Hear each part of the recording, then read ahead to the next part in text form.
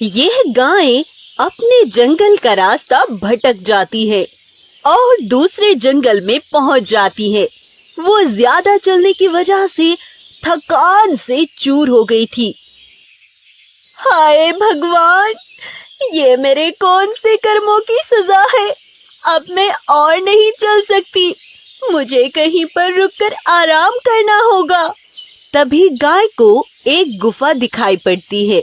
उसको देखकर गाय बोलती है, लगता है भगवान को मुझ पर रहम आ गया, जो मुझे एक गुफा रहने को दे दी।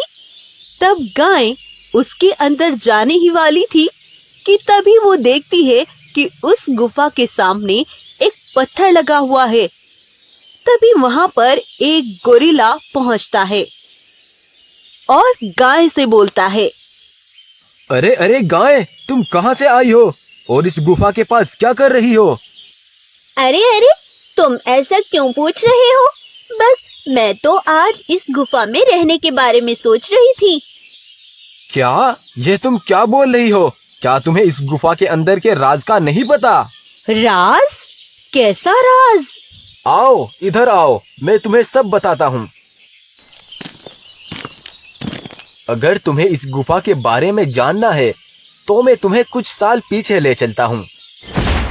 जंगल में सभी जानवर बड़े हंसी खुशी से रह रहे थे। हमारे जंगल के राजा शेर ने हमें अपने पास बुलाया और हमसे बोले, सुनो मेरे दोस्तों, मैं कुछ दिनों के लिए दूसरे जंगल जा रहा हूँ। तुम इतना मेरे बेटे का ख्याल रखना, मैं कुछ दिनों में वापस आ जाऊंगा। इतना बोलकर महाराजा शेर चले गए।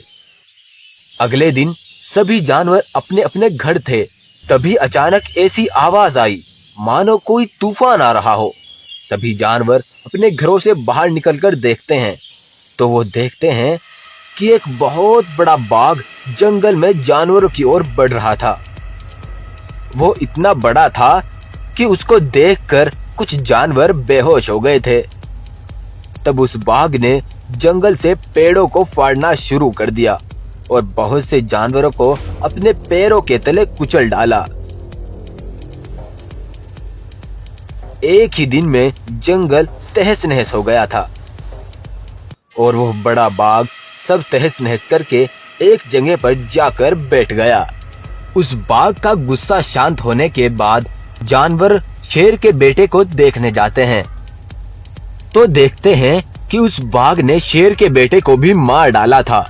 यह सब देखकर सभी जानवर बहुत दुखी हो गए थे।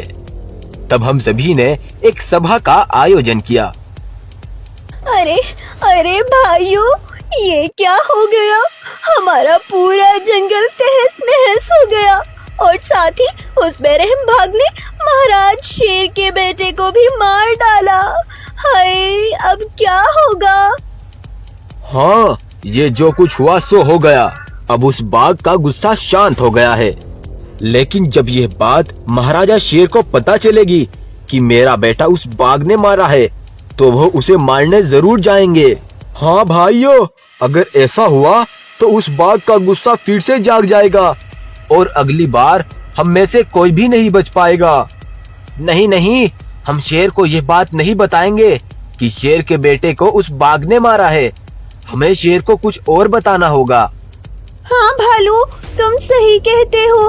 हम शेर को बताएंगे कि जंगल में एक बड़ा सा तूफान आया था जिसमें कुछ जानवर मारे गए और आपके बेटे के ऊपर एक पेड़ टूटकर गिर गया था जिसके कारण आपका बेटा मर गया। हाँ खरगोश, तुम बिल्कुल सही कहते हो। लेकिन अगर शेर महाराज ने बाघ को देख लिया तो उन्हें पता चल जाएगा कि ये सब उसी का किया धरा है। हाँ, हमें उस बाघ का कहीं बंदोबस्त करना होगा। उससे हमारी जान भी बच जाएगी और शेर को भी ये बात पता नहीं चलेगी। हाँ, मेरे पास एक आइडिया है। जंगल में जो बहुत बड़ी गुफा है, हमें उस बाघ को उसके अंदर बंद करना होगा। हाँ हाँ, अभी उस बाघ का गुस्सा भी शांत है। हमें उसे लालच देकर गुफा के अंदर भेजना होगा।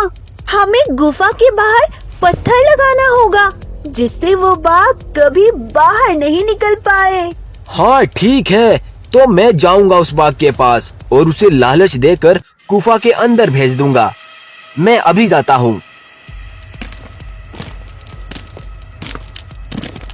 अरे तू कौन है? मेरे पास क्यों आया है? क्या तुम्हें मेरे से डर नहीं लगता? नहीं महाराज, आप गलत सोच रहे हैं। मैं तो बस आपको कुछ बताने आया था। मुझे क्या बताने आए हो? महाराज, आप इतने बड़े और शक्तिशाली हैं। तुमने हमारे जंगल को तबाह कर दिया, लेकिन हम वो सब भूलकर तुम्हें अपने जंगल का राजा बनाना चाहते हैं। सभी जानवर तुमसे बात करने के लिए गुफा के अंदर इकट्ठे हुए हैं। अगर इनके जंगल का राजा बन जाऊं, तो कोई जानवर मुझसे डरकर नहीं भागेगा और मैं उनका आराम से शिकार कर पाऊंगा। हाँ ठीक है, मैं तुम्हारे जंगल का राजा बनने के लिए तैयार हूँ। चलो चलते हैं। जाओ महाराज, सभी जानवर अंदर आपका इंतजार कर रहे हैं। तुम भी चलो अंदर, तुम बाहर क्यों खड़े हो? वो ऐसा है महाराज, मैं यहाँ का सेवक हूँ, इसीलिए बाहर खड़ा हूँ। तुम आराम से अंदर जाओ।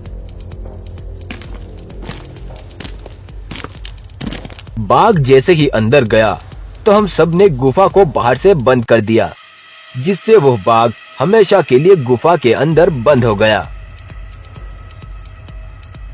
2 दिन बाद हमारे महाराजा शेर जंगल वापस लौट आते हैं, तो उन्होंने देखा कि जंगल उजड़ सा गया है।